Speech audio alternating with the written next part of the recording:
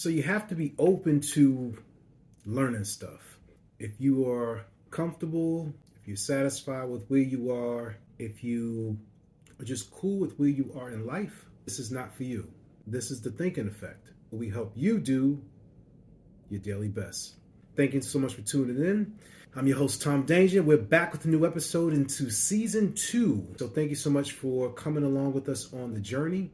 This week, we're going to talk about you got to start somewhere. You got to start somewhere.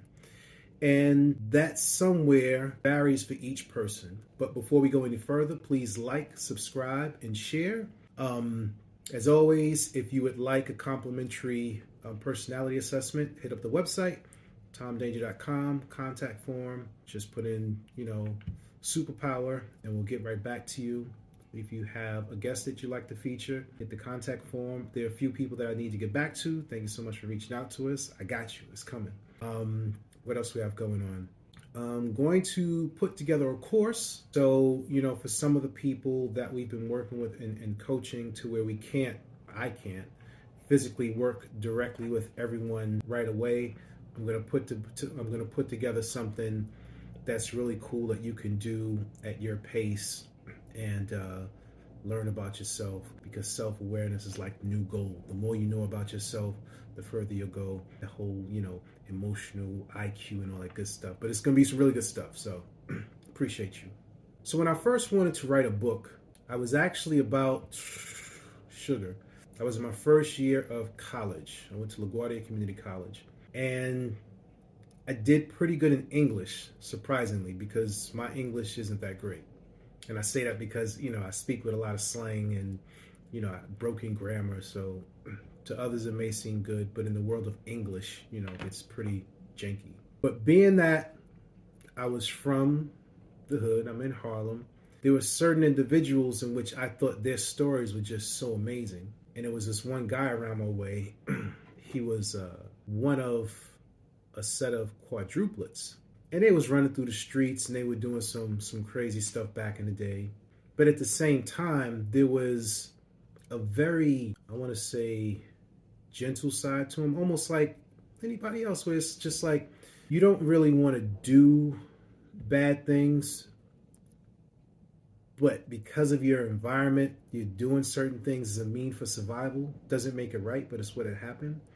And I thought that the complexity in his personality, or the dualities in his personality of, he could go from, busting your head in 1 second to protecting everybody in a split second. That's just the way he rolled. And I thought that was so amazing that I wanted to write about it. I had no clue about writing. So I had finished writing a paper in school, and, I got like an A+ on it. And I mentioned to the professor, I said, hey, look, I'm thinking about writing a book, but I don't really think I could do it. And I'm about 18. He's like, sure you could. All you need to do is put together your questions and, make it like an interview format. And I was like, really? He was like, yeah, you just ask questions and you formulate that and you he made it sound so easy. But I didn't do it. And, being in the streets, Chill, they call them Chill in the streets. Chill wound up getting murdered for robbing some people that he had no business stealing from. So I didn't get a chance to pursue that. Fast forward, about 10 years later, I got this idea again that I wanted to write a book. Again, didn't really know where to start, but I had another conversation with another writer by the name of Sasha Jenkins. Sasha Jenkins has put out like a bunch of stuff. I'm trying to think of the most recent documentary that he put out. Anyway, met him once, and he reminded me that writing is nothing more than how you speak. So before you even write anything on paper, you're technically a writer based on how you speak. And then just to speed ahead a little bit, I spoke with an editor, and she told me, like, look, if you don't have enough time to physically write, I want you to make voice notes, and you could send me those voice notes, and I can help you formulate the structure for the book. So that's just a little tip. If you're thinking about writing a book, don't neglect voice notes. You can use voice notes to write your book. So I'm thinking about writing this book again. And procrastination prevented me from writing this book. And I want to talk about the importance of starting small. The original idea for the book was to talk about people who struggle with self-confidence. The book is out now. It's called Motivation and Confidence, Volume 2. It's on the website as well. Appreciate your support.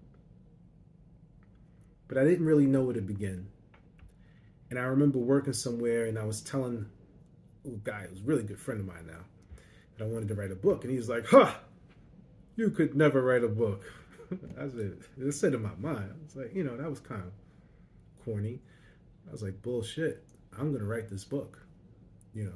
Not even knowing, I would sit down every day for 30 minutes and I would just write.